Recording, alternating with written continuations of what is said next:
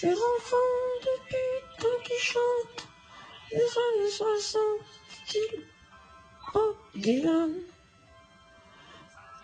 Au fond, les chansons de rien pour nous piquer nos femmes. Qui malheur chanteur de demain sur les grands refrains d'hier. Piqué à sec, malin, vieux, y'a vraiment pas de quoi être fier.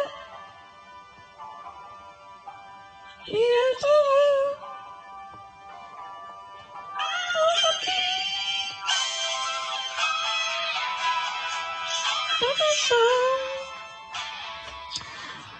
Bonjour et bienvenue sur chaîne chrétienne. Jésus, dans Jean chapitre 5, verset 39 de Jean, dit « Vous sondez les Écritures parce que vous pensez avoir en elles la vie éternelle. Ce sont elles qui rendent témoignage de moi. »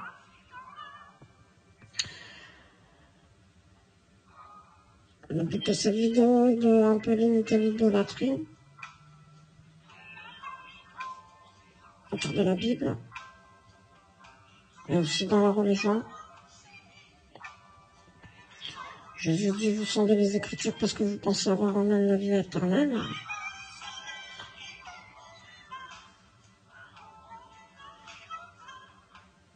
La vie éternelle se trouve en face d'eux, c'est Jésus-Christ. C'est Jésus qui nous la donne. Ce sont les Écritures qui rendent témoignage de moi. Jésus dit ça. Je cherchais quel endroit dans les Écritures a-t-on un témoignage, mis à part que Dieu est unique, le Dieu de Moïse. Je crois en un Dieu unique. Mais y a-t-il un endroit dans les Écritures Moïse parlerait de Jésus. Eh bien, j'ai trouvé dans Deutéronome, chapitre 18, verset 15, ce verset qui dit « L'Éternel, ton Dieu, te suscitera du milieu de toi, d'entre tes frères, un prophète comme moi. Vous l'écouterez. » Je répète, « L'Éternel, ton Dieu, te suscitera du milieu de toi, d'entre tes frères, un prophète comme moi, comme l'Éternel. » L'Éternel enverra l'Éternel au milieu de ses frères.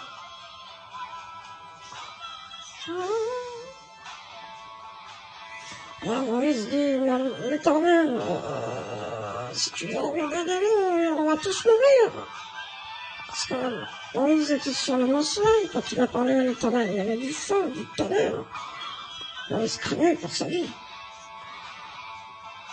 Quand l'Éternel lui dit, je viendrai au milieu de ton peuple, Moïse craint que son peuple meure.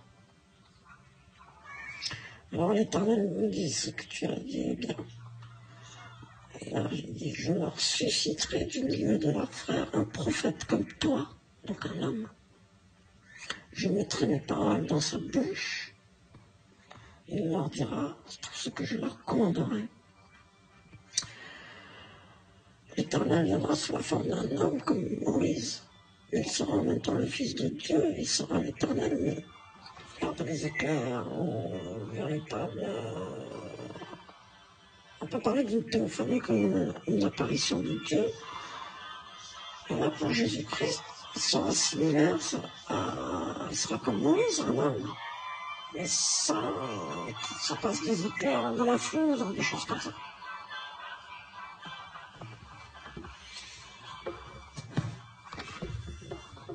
Voilà, alors j'aime bien aussi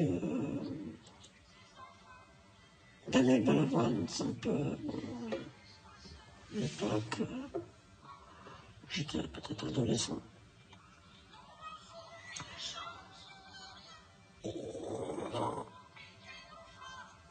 Daniel Balavoine, il n'est pas contre la religion, il a une prise de choses sur Dieu, assez belle. Il n'est pas contre Jésus, il est contre la religion, pourtant. Un chanteur qui va te dire des vérités. C'est un chanteur populaire. Et là, dans cette chanson, il vient critiquer un peu les autres chanteurs qui vont faire des chansons commerciales. Alors on peut en dire autant presque pour la religion qui va dire des choses commerciales mais qui ne sont pas assez fortes pour nous, les hommes. On faut Jésus quelque part. On a Jésus quelque part. Dans les Écritures, des témoignages. Et on a sa parole. Et ça nous donne envie de le glorifier. Et de surtout pas devenir comme un de ces chanteurs, comme un voleur, presque, qui va utiliser le nom de Jésus, pour ses propres intérêts, non pas pour glorifier Jésus.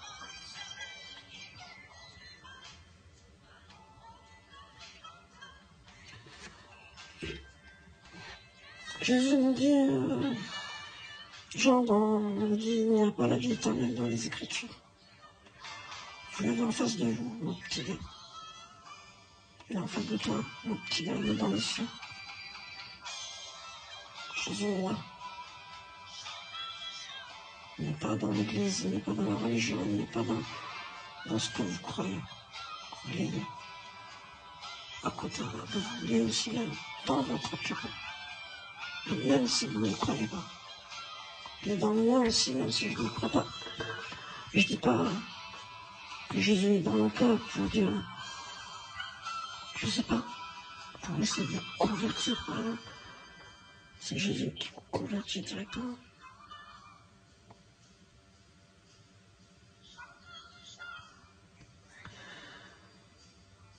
Alors, Jésus dit, il n'y a pas la vie éternelle dans les Écritures. Ce qu'on doit comprendre, c'est que la science nous sert, l'archéologie nous sert. On va dire la terre est ronde.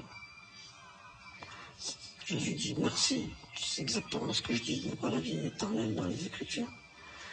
Nous venons des hommes préhistoriques. Jésus dit merci de me servir, c'est ce que je dis, il n'y a pas la vie éternelle dans les Écritures. Nous venons du Sélénique. Jésus dit merci. C'est exactement ce que je dis, les Écritures. Ce sont les Écritures, mais il n'y a pas la vie éternelle.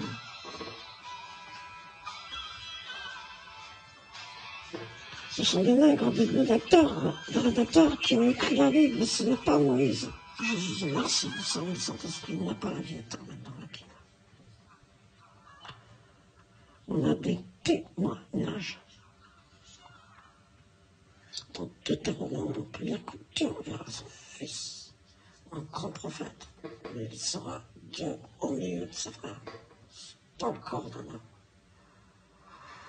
La Bible ici te donne en témoignage que Jésus est le Fils de Dieu. Pas que, puisque juste avant, dans Jean chapitre 5, Jésus effectue une guérison miraculeuse sur une personne qui est à la piscine de Bethsaïda. Elle remarche alors qu'elle ne pouvait plus marcher. On a Dieu dans le corps de Jésus, mais sans qu'il apparaisse comme ça avec une auréole ou la transfiguration. Mais on a l'apparition de Dieu, d'une famille Jésus, qui est capable de faire des miracles, des guérisons miraculeuses. Là, on voit Dieu bien, correctement. Alors, sur autre chose, sur le début du livre. L'introduction, pas toute introduction.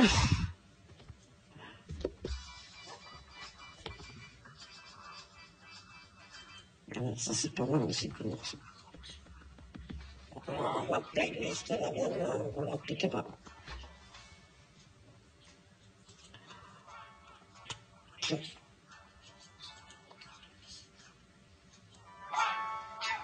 coucher.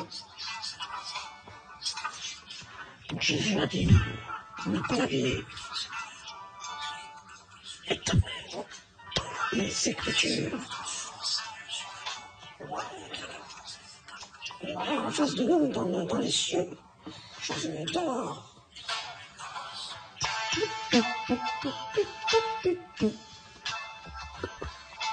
Bon, fin de la vidéo. Je vous ai mis un image de femme en dehors à Saint-Auguste, avec des lieux. Non.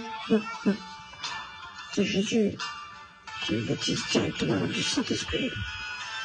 En trouvant les cieux. Je dors, si je veux. Je me tape le fond. Je sais que je ne peux pas courage. Dans votre écoute. Que Dieu vous bénisse. Que Jésus vous bénisse. Abonnez-vous à la chaîne Capsule.